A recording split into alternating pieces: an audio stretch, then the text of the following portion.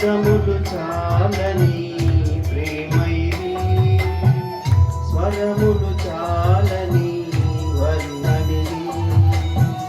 కరములు చాపి నిన్ను కౌగలించి పెంచిన కన్నవారి కంటే ఇది అయిన ప్రేమ, వారిని సైతము కన్న ప్రేమ.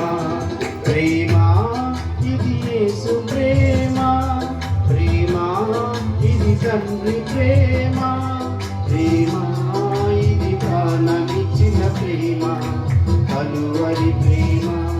ప్రేమ